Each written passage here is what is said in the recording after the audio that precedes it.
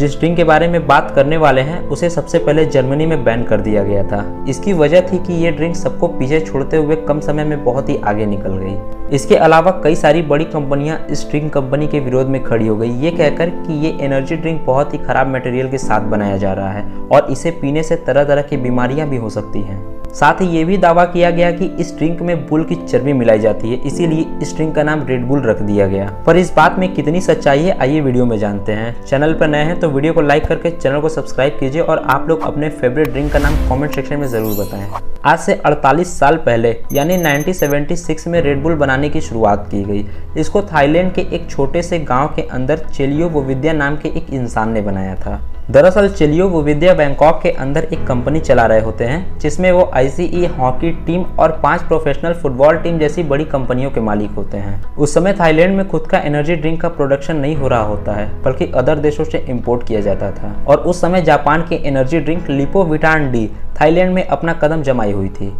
लेकिन ये लिपोविटान डी इतनी महंगी ड्रिंक थी जिसकी वजह से इसको खरीदना सबके बस की बात नहीं थी। इसे सिर्फ पैसे वाले लोग ही खरीद सकते थे और इसी चीज़ का फ़ायदा उठाते हुए चेलियो वोविद्या ने एक ऐसा ड्रिंक बनाने को सोचा जो हर गरीब से लेकर अमीरों तक के लिए एफोर्डेबल हो। फिर उनके शैतानी दिमाग में तूफानी आइडिया आया और जापान के बने ड्रिंक लिपोविटान डी के फॉर्मूले को थोड़ा इधर उधर करके अपनी खुद की ड्रिंक बना डाली, जिसका नाम रखा क्रोटिंग डींग। क्रोटिंग का मतलब था रेड और डींग का मतलब था बुल्स।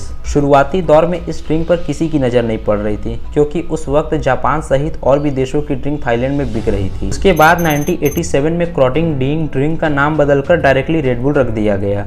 इस ड्रिंक का नाम बदलने का मेन मकसद था इस ड्रिंक को हर कोई बहुत ही आसानी से नाम लेकर खरीद सके और अदर देशों में रेड बुल को एक अलग नाम और पहचान मिले। जैसे ही नाम बदला गया इसके कुछ समय बाद ही रेड बुल की सेल काफ़ी ज़्यादा बढ़ने लगी, इसीलिए रेड बुल ड्रिंक के साथ एक स्लोगन रख दिया गया जिसका नाम था red bull gives you wing. इसके बाद तो पूरी दुनिया में ये फेमस हो गया। इसके साथ ही रेड बुल वालों ने अपने एडवर्टाइजमेंट पर भी विशेष ध्यान दिया। रेड बुल ने एडवर्टाइजमेंट में भी सबको पीछे छोड़ दिया क्योंकि रेड बुल कंपनी ये जानती थी कि वो जितना अच्छा प्रचार करवाएगी उसकी सेल उतनी ही ज़्यादा निकलेगी और हुआ भी कुछ वैसा ही। उन्होंने एडवर्टाइजमेंट का यूज़ इतना बेहतरीन तरीके से किया कि उनका सेल अचानक 10x बढ़ गया। रेड बुल कंपनी वालों ने सबसे पहला एडवर्टाइजमेंट अपने देश थाईलैंड में ही किया। उन्होंने सभी को रेड बुल ड्रिंक फ्री में देना शुरू कर दिए। इतना ही नहीं, थाईलैंड के बैंकॉक में जितने भी स्कूल थे उनके गेट के सामने एक गाड़ी खड़ा कर देते थे जिसके ऊपर रेड बुल की एक बड़ी बोतल रख दी जाती थी और वहाँ के स्टूडेंट को फ्री में वो ड्रिंक बांट दिया जाता था और वो लोग बड़े चाव से ले भी लेते थे। रेड बुल कंपनी वालों का कहना था कि वो जितने लोगों को फ्री में बांटे हैं वो सारे लोग जिस जगह जाएंगे उनके रेड बुल के बारे में ही बताएंगे। रेड बुल वाले जिस तरह से अपने प्लान के मुताबिक काम करते थे वो बहुत ही अच्छे परफॉर्मेंस के साथ सफल होते थे। इसके अलावा रेड बुल्स वालों को जब अलग देशों में प्रचार करना होता था तो जिस देश में जो सबसे ज़्यादा फेमस होता था वो उसी का इस्तेमाल करते थे। अगर कई देशों में फुटबॉल और क्रिकेट पसंद है तो वो वहाँ के प्लेयर और स्टेडियम में मैच देखने वालों को रेड बुल की कैन पकड़ा देते थे जिससे उनका अच्छा खासा प्रचार हो जाता था। और उस समय दोस्तों ऑस्ट्रेलिया देश वो देश हुआ करता था जहाँ पे कोई भी एनर्जी ड्रिंक नहीं होती थी और वहाँ पर भी रेड बुल वालों ने अच्छा फ़ायदा उठाया और अलग तरीके से ज़बरदस्त मार्केटिंग किया। पहले ही साल में वो ऑस्ट्रेलिया की पहली पसंद बन गई। क्या रेड बुल? रेड बुल्स वालों ने अपनी मार्केटिंग पर इतना ध्यान दिया कि जैसे जैसे सारी चीज़ें डिजिटल हुई तो इनका एडवर्टाइजमेंट भी डिजिटल हो गया। जैसे कि रेड बुल का टीवी पर सबसे पहला एड 2009 में आया था।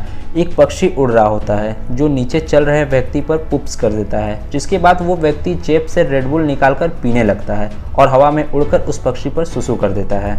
इसमें गिव्स यू विंग्स का मतलब भी यही होता है दोस्तों कि आप ये एनर्जी ड्रिंक पीने के बाद खुद को हवा में उड़ता हुआ महसूस करेंगे। इनके एडवर्टाइजमेंट में सबसे मज़ेदार चीज़ ये होती है दोस्तों कि इनका एडवर्टाइजमेंट एनिमेशन एडवर्टाइजमेंट होता है। ये 2009 से लेकर अब तक जितने भी डिजिटल एडवर्टाइजमेंट किए हैं वो सारे के सारे एनिमेशन कार्टून ही हैं जो देखने में काफ़ी फ़नी होते हैं और ये एडवर्टाइजमेंट और एडवर्टाइजमेंट से थोड़ा अलग होता है। इसके अलावा रेड बुल कंपनी ये दावा करती है कि ये जितना कमाते हैं उस कमाई का एक बड़ा हिस्सा अपने प्रचार प्रसार में लगा देते हैं और यही वजह है कि आज भी रेड बुल की मार्केटिंग बहुत ही अच्छी चल रही है। और दोस्तों धीरे धीरे रेड बुल का भी डाउनफॉल शुरू हो गया क्योंकि जर्मनी ने अपने यहाँ रेड बुल्स को बैन कर दिया था। उनका कहना था कि रेड बुल्स को बहुत ही बेकार मटेरियल से बनाया जाता है जिसको पीने के बाद लोगों का तबीयत खराब हो जाता है। ये सुनने के बाद जर्मनी समेत कई देश रेड बुल के विरोध में खड़े हो गए। लेकिन इन सबों के अलावा भी इसमें एक बात कॉमन थी और ये कि इसमें जो बुल शब्द का प्रयोग किया जाता था उसके हिसाब से इस एनर्जी ड्रिंक में बुल का सीमन मिलाया जाता था। साथ ही जानवर की चर्बी भी मिलाकर ये ड्रिंक तैयार किया जाता था। जिसके बाद रेड बुल की सेल गिरती चली गई। लेकिन रेड बुल के मालिक ने बताया कि इसमें ना तो बुल का सीमन मिलाया जाता था और ना ही जानवर की चर्बी, बल्कि ट्यूरिन नाम का एक कंपाउंड मिलाया जाता था जो किसी जानवर की चर्बी से नहीं बल्कि लैब में तैयार किया जाता था, जो एक तरह का ऐसा प्रोडक्ट होता था जो शरीर में एनर्जी देता था। वैसे कलर ट्रेडिंग गेम बहुत लोगों ने खेला होगा और अभी कुछ लोग तो खेल रहे होंगे। मेरी एक वीडियो कलर ट्रेडिंग पे बनी हुई है, उसको जाके एक बार प्लीज़ देखें। बाकी मिलते हैं और नए वीडियो में।